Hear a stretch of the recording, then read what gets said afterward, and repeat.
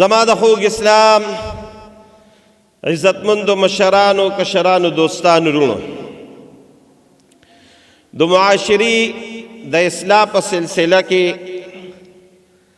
درته یو عظیمي ګناه بیان کومه چې د هغې نه موږ او تاسو ځان وساتو او د دقې ګناه چې کوم وعیدات دي او کومه سزاګانې دي او د دنیا او د آخرت کومه رسوایي د هغې نه الله رب العالمین بچ کړي. رسول الله صلی الله علیه وسلم یو صادق المصدوق انسانو، د رښتونکو نه رښتونکي، او هره یوه خبره به چې په صحیح روایاتو باندې هغه منقول ده د انسان دپاره حجت او دلیل دی. او دا ولې حجت او دلیل دی؟ رسول الله مبارک په خپله د رښتونکو نه یو رښتونکی ذات و، خو چې د امورو شرعیو د شریعت په امورو کې کومه خبره رسول الله مبارک کړې ده نو الله یو مهر په هغې باندې لګولی چې دا بالکل صحیح وي. ولې؟ وما ینطق عن الهوا ان هو الا وحی یوحى.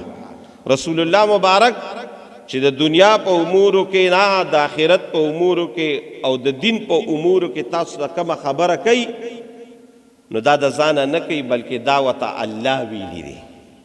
بهر کې دا خو بېله موضوع ده، خو زما د خبرې مقصد دا دی چې رسول الله مبارک په احادیثو کې کومه خبره په صحیح روایاتو ثابت وي زموږ دپاره دلیل دی. نو دا صادق المصدوق وی چې تاسو مالا د یو دو سیزونو ضمانت راکې. ضمانت تاسو پیژنئ، ځکه د پښتو معاشره ده او اکثر خو زمونږ دا خلک د دقې سیزونو ته ضرورتونه هم ډېر راځي، وایي ضمانت یې وکړه پلان کې یې وکړو ذمهداري. موږ پښتو کې ورته ذمهداري وایي، تاسو ورته ضمانت وایئ. وایي چا چې ماله د یو دو سیزونو ضمانت راکړه، ذمهداري راکړه چې کوم د هغه د شریعت مطابق زه استعمالو، نو دا صادق المصدوق وی، دا د رښتونکو نه رښتونکي هستي وی. وی چې تاسو ماله د دقې دو سیزونو ضمانت درکړه نو زم تاسو له ضمانت درکوم. الله اکبر. زمونږ په دې ضمانت کې ګوره شک دی چې مونږ ورکو، خو د رسول الله صلی الله علیه وسلم چې کومه خبرو کی او د هغه په ضمانت کې به شک نه وي، او که د شک پکې وکړو نو د ایمان نه خلاصېږي. نو رسول الله مبارک وی زم ته له یو د هغې په دقې دو سیزونو چې تا ماله ضمانت راکړه نو زه به تا له ضمانت د یو عظیم سیز درکړم. الله اکبر. دا څه شی دی؟ دا رسول الله مبارک وی چې زه له د کوم سیز ضمانت درکوم نو هغه ضمانت به څه وي؟ هغه به دا وي چې زه به تا جنت ته داخلو. جنت ضمانت راله زه درکوم. اوس دا موږ ټول چې د جومات ته رالو او دا تکلیفونه برداشت کوو او دا روجي نیسو او دا منځونه کوو او دا جهادونه کوو او دا نور نیک اعمال کوو چې رب رانه رضا شي، نو د رب د رضا بیا لوی ذریعه او لوی ضمانت او لوی نښه څه ده؟ الله به موږ له جنت راکړي. الله دې موږ ټولو له جنت راکړي. نو رسول الله مبارک وایي ته مالې د یو دو سیزونو ضمانت راکړه د ایمان سره، ایمان پکې ضروري دی. نو زه به تاله د دقې دو سیزونو د ضمانت په بدله کې راله د جنت ضامن جوړ شم، زه به د جنت ته داخلو. هله دا دو سیزونه څه شي دي؟ رونو دا په خولې باندې لږ آسان دي، خو په حقیقت کې دا بیا لږ ګران دي. د دې دپاره به پوره مجاهده کې، د دې دپاره به پوره سټرګل ورته تاسو وایې، پوره کوشش کوئ. نو چې دغه دو سیزونه تا په خپل کنټرول کې راوستل، رسول الله مبارک وی د جنت ضمانت او ذمہدار دی زیمه. هغه څه شی دی؟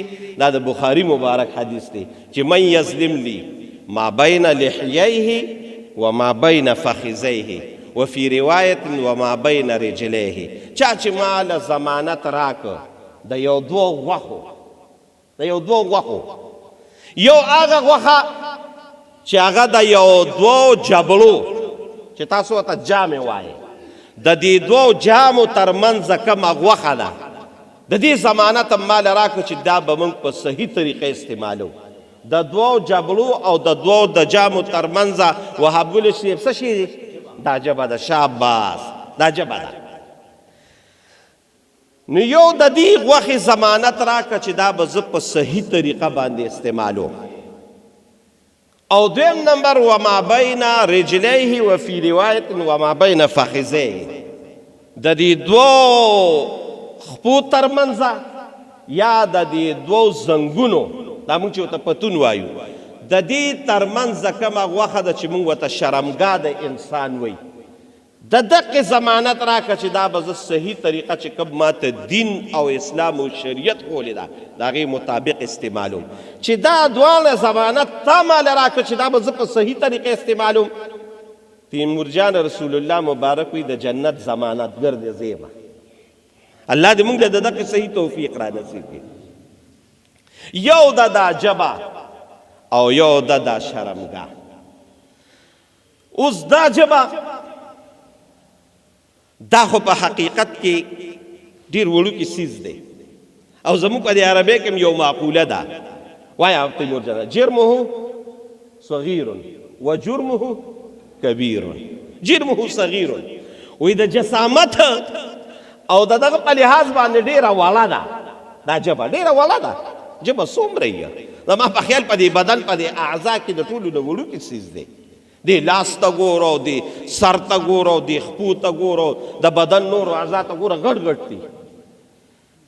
نو د جسامت په لحاظ باندې خو وړه ده، خو جرمه کبیرون، ګورې سزا او جرم یې ډېر لوی دی. اوس چې د په ناکنټرول کې راوسته، کنټرول دې پرې رانوسته، خو که کنټرول دې پرې راوسته او دا ژبه ده نو تا خو حقیقت دا دی چې وړه ده ولا ده، خو چې په حقیقت کې دې په صحیح طریقې استعمال کړه نو یو ځل دې ووایي چې سبحان الله وبحمده سبحان الله العظیم. د بخاري مبارک چې د اختتام د دې احادیثو دغه عظیم کتاب دی شوی دی، نو رسول الله مبارک وایي چې ستا د نیک اعمالو تله به پې الله ډکوي.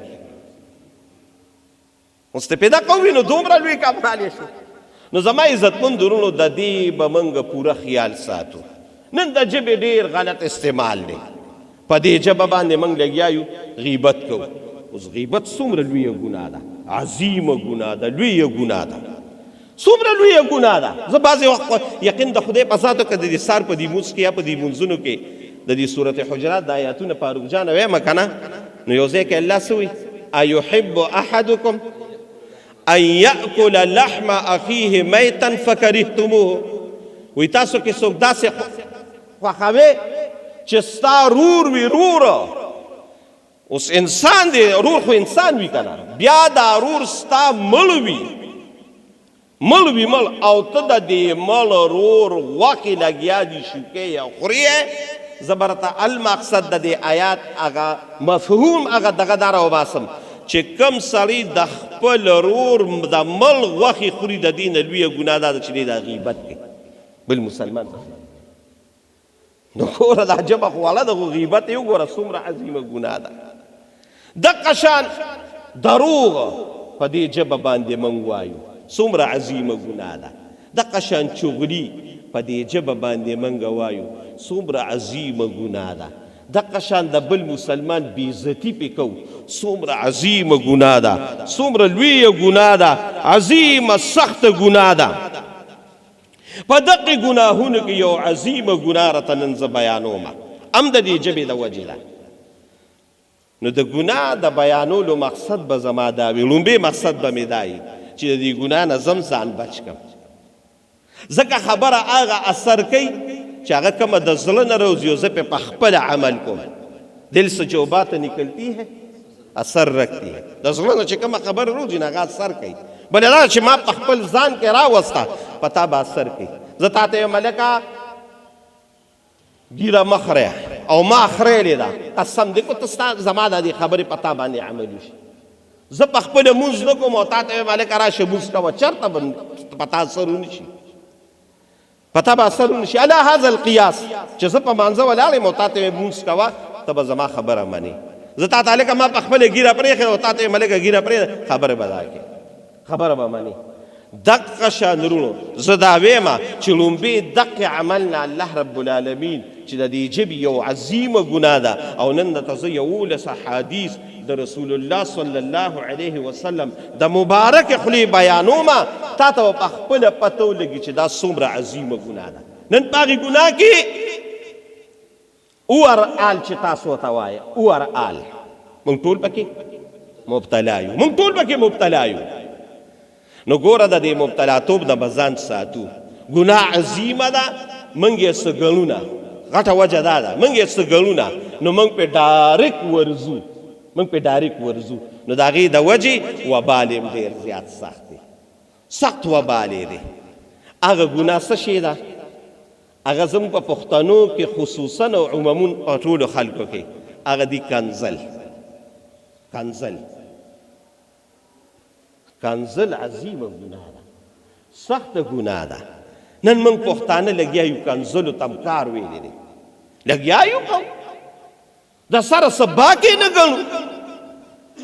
د خر بچی به وایو بیا د بیدې مافي، د سپي بچی به وایو، نور چې هغه کم کنزل دي د غم لګېدلي غمجبین لګېدلي سړی راته ویلي هم نشي او نه دي جومات کې ویلي کېږي چې د مور او د خور او د لور او دغه کم کنزلې کوو. نن په پښتو معاشره کې څومره هغې سیلوریت کړی دی، څومره پې خلک مبتلا دي، نه کور ګوري نه اجره ګوري نه جومات ګوري. کنزل عظیمه ګناه ده، کنزل سخته ګناه ده. نن ته ما دا د حدیث د رسول الله مبارک د دې د وجې لیکلي دي چې یو خو مې وجه دا ده چې ما ته یاد وي چې راته بیانوم. دویم دا دی چې نن زمانه ګورې د دلیل ده، ته به ما ته دلیل ښیې، نو په دلیل به خبره کوې. نو د دلیل لپاره ته ما د رسول الله مبارک احادیث نن 11 د دې د وجې راوړي دي چې دا څومره عظیمه ګناه ده، په دې څومره الله رب العالمین خفه کېږي، په دې څومره رسول الله مبارک خفه کېږي. او دا ګناه زموږ او ستاسو دپاره د دنیا او د آخرت څومره وبال جوړېږي. رسول الله مبارک په کومه طریقه د دې منع کړې ده. نو د دې د وجې د دې بیان مقصد به ګورې زما دا وي چې دې نه موږ ځان وساتو، کو عوام یو کو خواص یو او کو مولیان یو کو امیان یو، د دې ګناه نه به موږ ځان ساتو. او که د دې ګناه باندې مبتلا یو، یو وخت به داسې د رسول الله مبارک یو حدیث مې راله نن د بخاري مبارک راوړی دی چې یو وخت به داسې راشي وهابګل حاجي صاحب چې سړی به د ایمان نه خلا شي. نو خو د دنیا کې موږ لګیا یو او دا ته دا دومره روجي دي اوسونې وي ورپسې دا نیک اعمال کې د جمعې مونځ له راځي، نور نیک اعمال کې د دې د وجې چې ځان سره دا ایمان سلیم جانه یوسم آخرت ته یوسم. د ټولو مقصد دا دی او خدای دې زموږ او ستاسو د ټولو کامل او صحیح یقین او دغه سره ایمان نصیب کړي. نو دا په دې چې موږ دا ایمان کلک کړو او که د ایمان دا مزي چې په دغه ګناهونو باندې هغه پرانستل کېږي، کو دقه مزي منګه پرانستل، دنیا هم تباه ده او آخرت هم تباه ده. نو ځان به د کنزلو نه انشاءالله بچ کوو او د رسول الله مبارک دا احادیث دا به خپل ځان سره وړو. او ګوره د ټولو نه اوچت چې یو لوی دلیل زموږ دپاره تیمورجان او فاروقجانه څه شی دی؟ قرآن دی. شاباس، قرآن دی. لومبې تاسو قرآن راواړوئ. الله رب العالمین په یو عجیبه انداز باندې منګ او تاسو د کنزلو نه منې کړي یو. او څنګه یې منې کړي یو؟ فاروق جان ویښه په 9 سپاره کې د غالبا چې ولا تصبوا الذین يدعون من دون الله فيصبوا الله عدوا بغیر علم. کور دا خو تاسو په دې خبرو زموږ ایمان دی چې دا کم کفار دي او د کفارو دا کم معبودان دي، دا بوتانی دي وغیره وغیره چې د کفار کم د شیزونو عبادت کوي، دا ټول څه شي دي؟ ناحقه دي، حرام دي، ګنده دي. خو الله رب العالمین په یو عجیب انداز موږ ته وایي چې ولا تصبوا الذین یدعون من دون الله، وی ولا تاسو کنزل مه کوئ چې د الله نه علاوه کوم معبودان دوی نیولي دي. څه چل به وشي؟ د هغې نتیجه به څه وي؟ ریاکشن به یې څه وي؟ وی فیصب الله عدوا بغیر علم. دا ظالمان به په د دقې قمقلتوب او د دې کفر او د لا علمۍ په وجه باندې به ماته کنزل. نو تاسو د کافرو بوتانو ته هم کنزل مه کوئ. دا خبره ګوره ډېره د غور ده، دا خبره ډېره د فکر ده چې الله رب العالمین موږ ته وایي د کفارو معبودانو باطلو ته هم کنځل مه کوئ. نو زه به یو مسلمان ته، یو نیک انسان ته، یو منځګزار ته، یو روجهدار ته، ده ته به زه کنځلې کوم؟ دا خو زما دپاره ډېره د بدبختۍ خبره ده، دا خو زما دپاره ډېره د ناکارتوب خبره ده، دا خو زما دپاره د ایمان او د اسلام نه د خلاصېدو لویه خبره ده. نو د دې د وجې الله رب العالمین په قرآن کې د دقې متعلق فرمایلی دي چې ولا تصبوا الذین یدعون من دون الله فیسبوا الله عدوا بغیر علم. معبودانو باطلو ته هم کنځلې مه کوئ، دا ظالمان به ما ته کنځلې وکړي. دویم نمبر رسول الله صلی الله علیه وسلم فرمایي چې المسلم وایا من سلم المسلمون من لسانه و یده. ته چې زه کامل مسلمان یم، د کامل مسلمان دپاره به زما دپاره نښه څه وي؟ نو رسول الله مبارک وایي چې کامل مسلمان هغه دی چې د ده د ژبې نه او د ده د لاس نه بل انسان محفوظ وي، بل انسان محفوظ وي. نو د دې ژبې په ګناهونو کې یو ګناه څه شی ده؟ کنځل دي کنه. د دې ژبې په ګناهونو کې یو ګناه کنځل ده. نو رسول الله مبارک موږ ته وایي چې مسلمان هغه دی چې د ده د ژبې نه دغه کنځل، فحاش، عریانیت او دغه خبرې چې هغه د اسلام او د دین خلاف ته ده ونځي. مسلمان دغه دی. نو مسلمان کاملتوب دپاره یو د اسلام دا اهمه خبره ده چې ستا دا ژبه به بل ته کنځل نه کوي. دویم نمبر رسول الله مبارک وایي وسلم دا په بخاري شریف کې حدیث دی، دا ډېر سخت حدیث دی. وایي سباب المسلم کفر، سباب المسلم فسوق وقتاله کفر. یا رسول الله مبارک جوامع الکلم دی. هغه جوامع الکلم معنا چې کومه د طالبانو دغه هغه په خپل ځای هغه بیاله ده، خو زه بیا راته پښتو کې معنا دا وکړم چې جوامع الکلم دې ته وایي چې سمندر په کوزه کې بند کړي، سمندر په کوزه کې. نو رسول الله مبارک وایي چې سباب المسلم فسوق، د مسلمان او د مؤمن دپاره کنځل کول دي دا فسوق، دا لویه نافرمانی ده د الله، دا فسق دی. فسق دا طالبان وایي نافرمانی ده د الله. مسلمان ته کنځل کول دا نافرمانی ده د الله، او دا کنځل تا کول کول کول کول کول کول وقتاله کفر. نو یو وخت به داسې راشي چې د دې کنځلو د سبب د وجې بعضې وخت تاسو ګورئ چې د انسان لاس خطا شي او انسان مړ کړي، انسان مړ کړي. نو د مسلمان سړي کنځلې کول دا لوی عظیمه ګناه ده، وجلې دا کفر دی. نو د دې کنځلو په وجه به یو وخت داسې راشي چې ته به دا سړی وجنې، نو لاړې د ایمان نه خلاص شو، کامل ایمان نه خلاص شو. دا ګورې په بخاري مبارک کې حدیث دی. نو زما عزتمند ورونو چې دومره سخت وعیدات راغلي د دې نه به ځان ساتو. دریم نمبر رسول الله مبارک فرمایي او د دې حدیث راوي جابر ابن عبدالله رضی الله تعالی عنه دی. جابر ابن عبدالله رضی الله تعالی عنه وایي چې یو مسلمان بل مسلمان ته کنځل کوي، یو مسلمان بل مسلمان ته کنځل کوي، د دې کنځلو د وجې به الله رب العالمین دې د خپل رحمت نه محرومه کړي. د دې کنځلو د وجې به الله رب العالمین دا انسان د خپل رحمت نه محرومه کړي.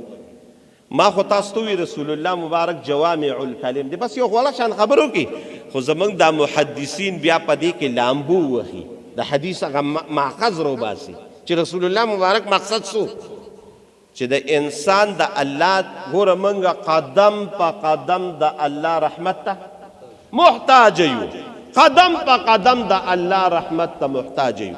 تاسو چې نن دی جمعات ته دا د په وخت رالی او د سونو مو کړل، ډېرو ملګرو به پکې غسل کړي وي او دی جمعات ته رالی، ګورې دا د الله رحم و په موږ باندې.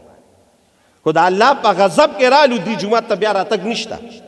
نو موږ قدم په قدم باندې الله ته د رحم ته محتاج یو. اوس رسول الله مبارک وی تاسو یو بل ته کنځل مه کوئ، وی د دې کنځلو په وجه باندې به رسول الله مبارک وی الله تاسو د خپل رحمت نه محروموي. او چې کله د رحمت نه محرومه شي دنیا کې هم تباه شوي او آخرت کې هم تباه شوي. دنیا دې تباه شو آخرت دې تباه شو. ما خو تا ته ووي چې موږ قدم په قدم د الله رحم ته محتاج یو. د دې کنزلو په وجه باندې به ته د الله د رحم لوځې. نو څلورم نمبر رسول الله صلی الله علیه وسلم دا ووي. او پنځم نمبر رسول الله مبارک وی ملعون وی دو اوازه دي چې الله ته ډیر ناخوښه دي، لعنت پې ویلې شوی دی. دو اوازه دي چې الله پې لعنت ویلی دی. هغه دو اوازه څه شي دی؟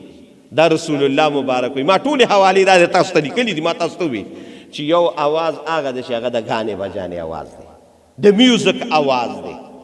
نن په دې کې موږ ټول پښتانه مبتلا یو. په دې خو ورته ما بیانونه هم کړي. ګناه ده، عظیمه ګناه ده. او نن د پښتنو په معاشره کې داسې سیروریت کړی دی چې میوزک څوک ګناه ګڼي نه. تیمور جانا میوزک څوک ګناه ګڼي نه.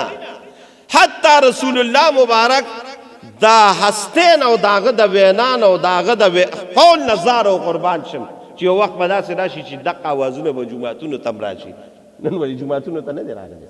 د دې خردجال د وجې جومات ته به په مونځ باندې ولاړې او رکوع ته به ښکته شي، سجدې ته به ښکته شي، د الله رحم به لټې. خدای سبحان ربي الاعلی او سبحان ربي العظیم. دلته به وي بیبي شیرین یو زیړې ګورې. تا ته به شروع شي. دا تاسو ګورئ نه څه په دې معاشره کې داسې نن دي نو میوزک څوک ګناه ګڼي نه. دې ودونو کې وګورو، دې ښادو کې وګورئ، داسې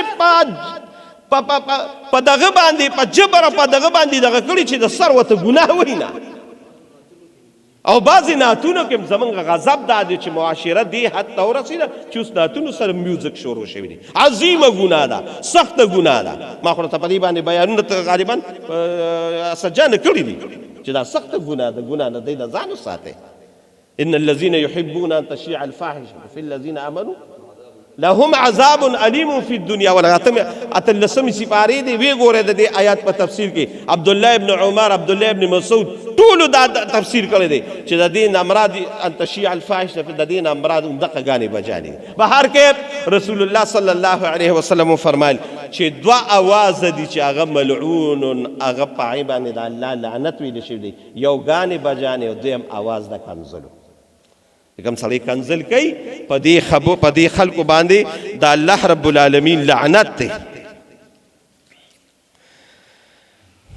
او دا شپږم نمبر لږ وورئ نو هسې به حیران پاتې شي. او دام په بخاري مبارک کې تیمور جانا سخت کال به راته راشي انشاءالله. دام په بخاري عبدالله ابن مسعود رضی الله تعالی عنه وی یو ځل رسول الله صلی الله علیه و آله وسلم وفرمایل چې په ګناهونو کې لوی ګناه دا ده چې سړی خپل مور او پلار ته کنځل وکړي. په ګناهونو کې لوی ګناه دا ده چې سړی خپل مور او پلار ته کنځل وکړي. نو صحابه خو عجیبه خلک وو، صحابه خو ډېر پاک خلک وو، خیر القرون کې وو. هغوی یو سړی به خپل مور او پلار ته کنځل کوي. خیر د دې څوارلسمې صدۍ د خلکو نه هغوی نو خبر. مور او پلار خو کنځل پرېږده، قسم په خدای په مور را باندې کوي. ستا په دې حلیم آباد کې اوورال د زرت از ضلع چارسدي او د عثمانزو او د ضلع چارسدي او د خیبر پښتونخوا خبره نه کوه، هغه ټول ملک ډک دی.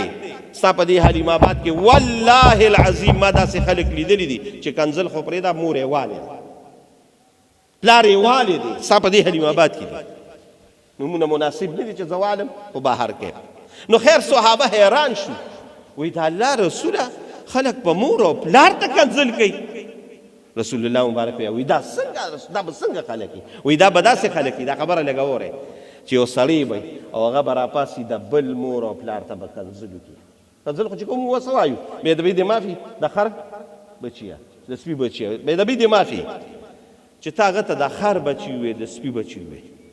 دا تاسې دي رسول الله مبارک وي لکه ځان ته چې د کنځل خپل مور او پلار ته خپل مور او پلار ته څنګه وکړل چې هغه ته دې وکړل.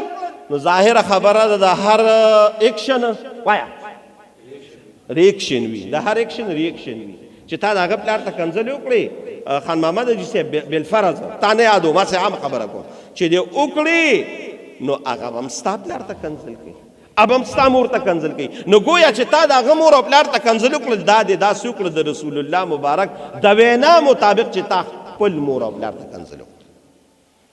نو خپل مور او پلار ته څوک کنځل نه کوي، عظیمه ګناه ده.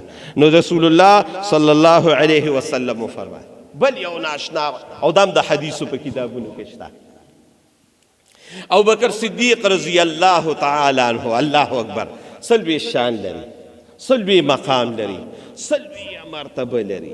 ابوبکر صدیق مخ به چرته بیان نه کړی دا ښه کړیم دی، لوی شان او لوی مقام او لوی مرتبه لري، عظیم انسان او په خدای یقین وکړه. بهر کې ابوبکر صدیق سره یو کس روان شو، دې خبرې ته لږ غوږ کېږدی، داسې ناشنا او عجیبه خبره ده، تا ته به د دې خو دې په صحیح طریقه باندې واورېده، تا ته به فایده هم ډېره درکړي، ته به ترې فایده هم ډېره وایې.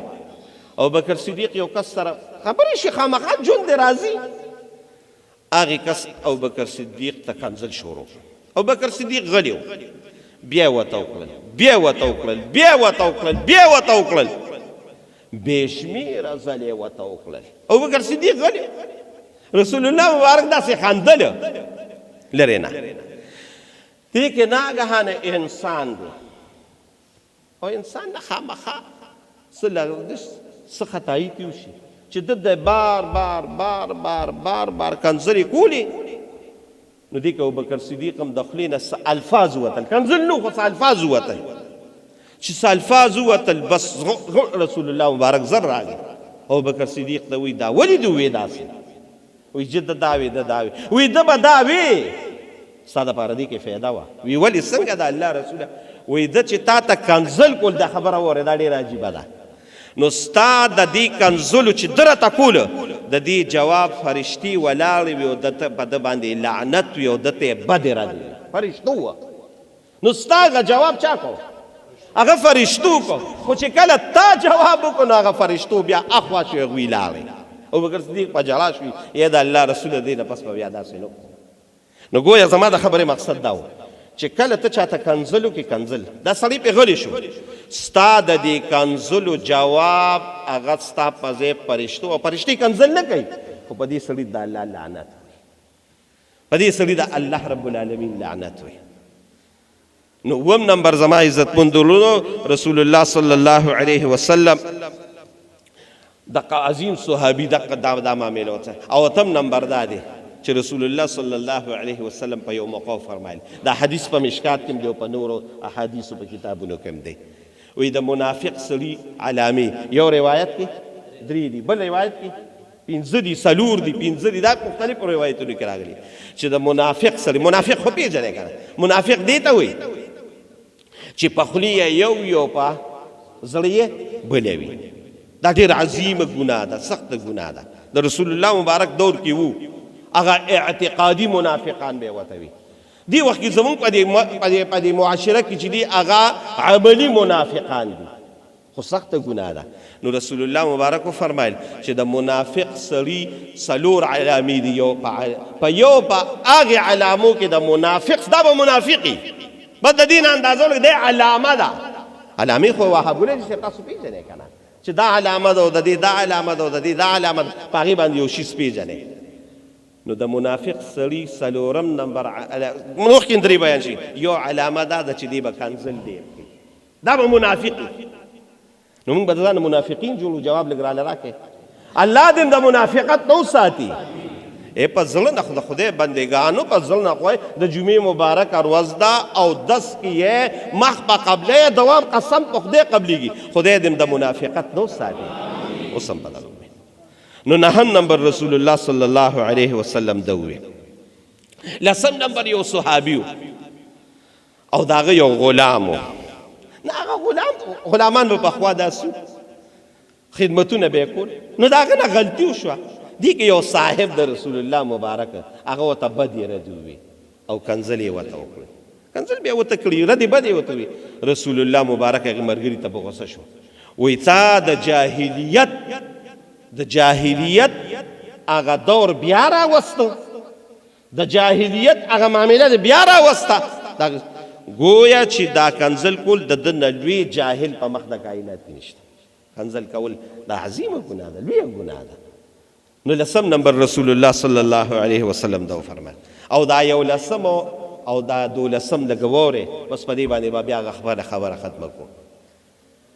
حضرت علی رضی الله تعالی عنہ وی چې کوم انسان دا کنزل کوي کنزل نو اداره د تجربه او د خپل علم نه ویم او دا خبر یاد ساتئ چې د رسول الله صلی الله علیه وسلم خبرې او د خلفای راشدینو خبرې دا به زموږ دپاره څه وي شرعي دلیل به وي. شاباس علیکم بسنتي وایه شدین المهدي زما سنت زما طریقې رسول الله مبارک راټینګي کوي او کوم چې زما صحابه دي هغوی چې کومه طریقه کوي یاره ته کومه وینا کوي دا راټینګي کوي. حضرت علی رضی الله تعالی عنه یو ناشنا خبره کړې ده دا وره بیا به انشاءالله کنزل نه کوي.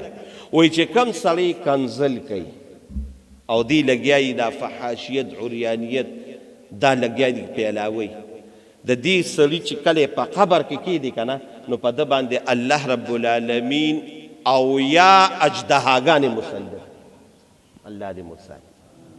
الله دې مساتي.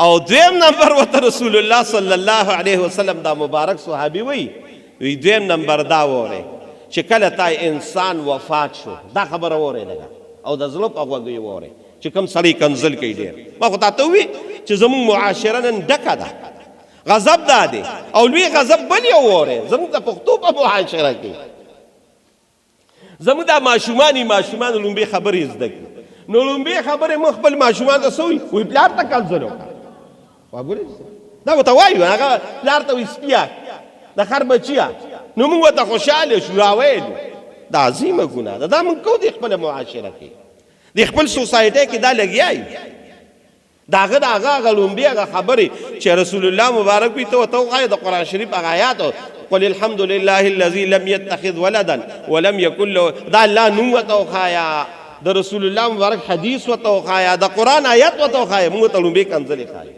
دا زموږ د معاشرې لویه بدبختي ده. نو کم سړی چې کنزل کوي ما ته وګورئ نو حضرت علی رضی الله تعالی عنہ وی ممکنه دا خبره د رسول الله مبارک نو لیدلی وی دی چې کله مړ شي نو چې کله مړ شي مونږه خبر ته څوک یوسو انسانان یوسو وایه څوک یوسو چې مړ شي خو پلان کې یاله ملم که قبر کې ورخخ که ډنګرې لاله ملم که قبر کې ورخخ که انسانان خدایات ساده کم سړی چې کنزل کوي کنزل او د کنزل لګیا تکې کلام لګېدلی وي دی کنزل مسلسل کوي وی د قیامت په ورځ چې دی د قبر نه پاسي د حضرت علی وی ما حواله دا راوړې ده وی دی به د قبر نه د سپي په شکل باندې پاسي. دا عظیمه ګناه ده سخته ګناه ده. ځان به انشاءالله د دې کنزلو نه ساتو انشاءالله ورسره وایه. زه بعضې وخت دا زما د طلبا ملګري ناست دي دا علما زموږ یو وړه شان رساله ده زاو طالبین ورته وایي خیر هغه خو دوی ته د خپل ګرامر او د دغه دپاره دی چې د رسول الله مبارک احادیث یې بعضې راوړي دي نو زه دا ټول حدیث خو په خپل ځای باندې د دې شان دی د دې مقام دی خو زه چې دا یو حدیث بعضې وخت ویم او دا بالکل تیمورجان به کېدی شي دوی حواله کتلي ایمان حواله یې ده خو موږ ډېر پخوا ویلو یاد دی راته انسان خو ډېر لوی مقام لري انسان ډېره لویه مرتبه لري ځکه الله رب العالمین وی وایه والتین والزیتون وطور سینین وهذا لقد خلقنا الانسان فی احسن تقویم ولقد کرمنا بني آدم انسان ډېر لوی څیز دی انسان ډېر لوی مقام لري ډېره لویه مرتبه ما ته وګورئ لږ به ما ته متوجه کېږي او ویښېږي به رسول الله مبارک وی وایه تیمور جانه او فاروق جانه لا تصب الدیک وایه فانه یوقظ دا بعض طالبین کې دی یار لا تصب الدیک مشکات مبارک لا تصب الدیک وی چرک ته کنزل مه کوئ چرک ته کنزل مه کوئ د چرک څه خصوصي فانه یوقظ للصلاه دې ته منزله پاسئ چرک ته کنزل مه کوئ ما په ځا طالبین کې دی یار دا ولې دا تیر کړی دی چرک ته کنزل مه کوئ لا تصب الدیک انسان خو پرېږده چرک ته کنزل مه کوئ ولې فانه یوقظ للصلاه دې ته منزله پاسئ نو ته به مسلمان انسان ده ته به کنزل کې دا ډېره عظیمه ګناه ده سخته ګناه ده 12 احادیث مې راته د رسول الله صلی الله علیه وسلم د دقې مبارکې خولې وینا مې راته بیان کړه د دې نه ځان ساتئ منګه خلک مخ ته وي پښتانه په خیر د خر بچیه دا زموږ مشره ده وایي دا د سپي بچی عظیمه ګناه ده سخته ګناه ده زما والد صاحب خیر تاسو ټولو د مشرانو ډېره پته لګي زمونږ تاج اکبر صاحب دوم راغلي دي تقریبا 40 کاله مخکې په دې جومات کې طالب و د مولوي صاحب شاګرد مولوي صاحب سره خیر زما زندگی تقریبا د قانون شل کاله تېره شوې ده 20 خو شل کاله سي یو لس کاله کې خو انسان هغه لیکي په خبرو باندې نه دغه خو د مولوي صاحب بعضې خصوصیاتو کې یو خصوصیت دا و یو خصوصیت ده چې هغه چېرته موږ ته په ژوند کې کنځل او نه چاته کوو نه چاته کنځل به یې نه کړو